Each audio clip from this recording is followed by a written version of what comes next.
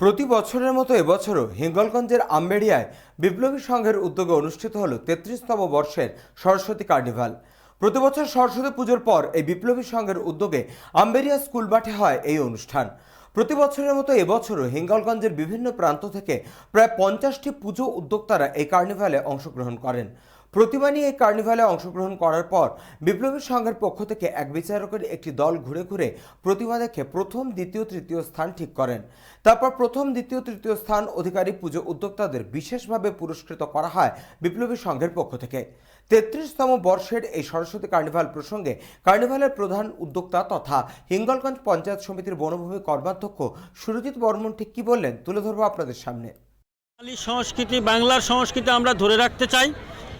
এটা হারিয়ে যায়, কিন্তু আমরা বারে বারে বছরে ধরে রাখছি 8 দিন অনুষ্ঠান আমাদের মাঘী পঞ্চমী এবং হরিনাম সংকীর্তন মেলা কমিটি আজ থেকে শুরু হয়েছে। আগামীকাল আমাদের ঐতিহাসিক পরিক্রমা, অসংখ্য খোল করতাল যোগে এবং হাজার হাজার মানুষ, এলাকার সাধুগুরু বৈষ্ণব এবং বিভিন্ন স্তরের মাননীয় বিধায়ক সাহেব থেকে এবং বিভিন্ন স্তরের জনপ্রতিনিধি ও অ্যাডমিনিস্ট্রেটিভ লেভেলের বিডিও সাহেব থেকে শুরু করে সকলেই থাকেন এবং প্রতি বছর এলাকার মানুষ আমাদের সহযোগিতা করেন সর্বাঙ্গীনভাবে এবং ভগবানের কৃপায় আমরা এটা করতে পারি।